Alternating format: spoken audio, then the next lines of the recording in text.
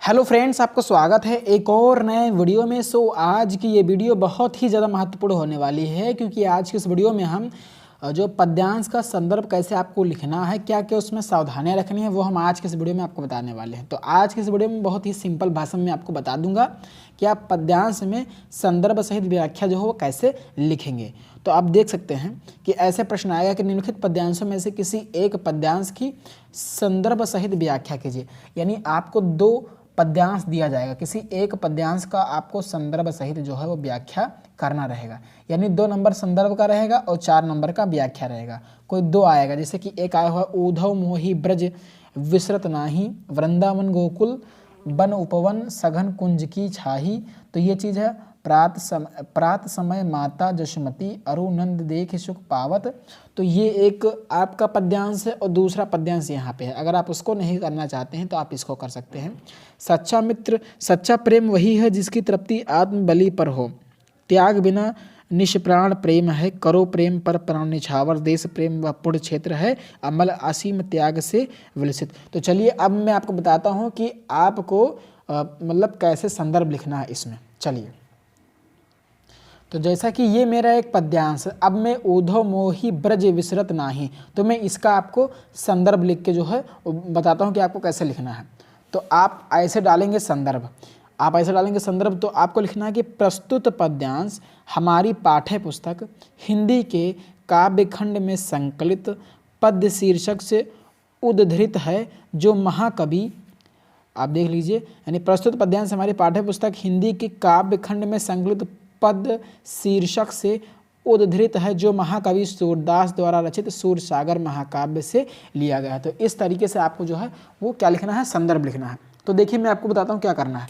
जैसे कि हम इसका लिख रहे हैं, इस वाले का लिख रहे हैं, तो बोर्ड एग्जाम में जो भी आए तो पहले आपको शुरुआती कुछ लाइन लिख लेना है। जैसे ऊधव मोहि ब्रज विसरत, तो आपको यहाँ पर लिखना है ऊधव, आपको कुछ शुरुआत में कुछ लाइन इसे लिखना है, ऊधव मोहि मोहि ब्रज विसरत, और फिर आपको डॉट डॉट डॉट डॉट करके लास्ट वाली जो लाइन है उसको लिख देनी है। तो इस तरीके से सबसे जिसका आप करें तो उसको आपको ऐसे लिखना है, और लास्ट वाली लाइन आपको उठा के लिख देनी है जदु तात, तो आपको इस तरीके से लिख देना है जदु तात।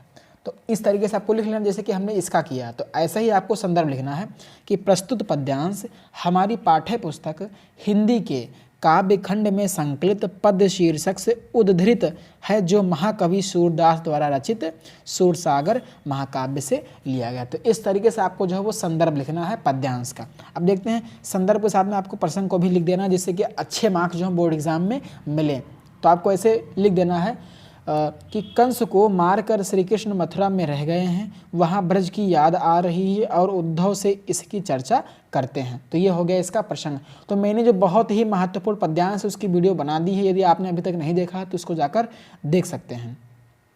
तो आपको संदर्भ इस तरीके से लिखना है। तो संदर्भ का 2 नंबर दिया जाएगा और 4 नंबर का रहेगा आपका व्याख्या। अब देखते हैं आपको व्याख्या जो है वो कैसे लिखनी है। तो आपको ऐसे हेडिंग डालनी है व्याख्या, और लिखनी है उद्धव मुझे ब्रज के सुख याद आ रहे हैं। यानी मैं इसका बता रहा हूँ इस वाले पद्यांश का कि उद्धव मोहि ब्रज विसरत नाही, वृंदावन गोकुल बन उपवन सघन कुंज की छाही, प्रात समय माता जशुमती अरुनंद देख सुख पावत, माखन रोटी दहो सजाओ अति हित साथ खवावत। तो इसी का मैं जो है वो व्याख्या लिख रहा हूँ। तो ये इसका प्रसंग आपको जरूर देना है, और संदर्भ तो देना ही देना है, उसके बाद में प्रसंग भी आपको डाल देना है, और उसके बाद व्याख्या ऐसे करनी है कि हे उद्धव मुझे ब्रज के सुख याद आ रहे हैं, वे भुलाई नहीं जाते, आज मुझे वृंदावन गोकुल के वन वाटिकाएं घने कुंजों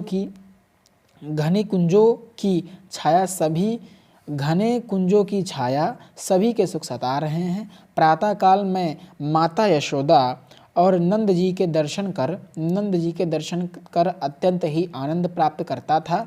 माता यशोदा माखन रोटी सजाकर अत्यंत ही प्रेम से खिलवाती थी। मैं नित्य गोपियों ग्वालों के बच्चों के साथ खेल खेल कर सारा दिन व्यतीत कर दिया करता था।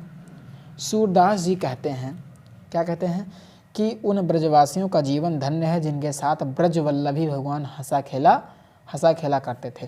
तो इस तरीके से आपको व्याख्या लिखनी है। तो बहुत ही अच्छे भाषा में अच्छे भाषाओं का आपको प्रयोग करना है। मेन चीज़ संदर्भ, तो संदर्भ को आपको इसी तरीके लिखना है कि प्रस्तुत पद्यांश हमारी पाठ्य पुस्तक हिंदी के काव्य खंड में संकलित पद्य शीर्षक से उद्धृत है, जो महाकवि सूरदास द्वारा रचित सूरसागर महाकाव्य से लिया गया है। तो ये हो गया संदर्भ। तो इस तरीके से आपको संदर्भ लिखना है और संदर्भ के साथ आपको प्रसंग जो है जरूर लिखना है और व्याख्या आपको भी लिखना है। तो आशा करता हूँ कि आपको ये वीडियो पसंद आएगा। वीडियो पसंद आए तो वीडियो को लाइक करें और यदि चैनल पर नहीं तो चैनल को सब्सक्राइब ज़रूर करें। धन्यवाद।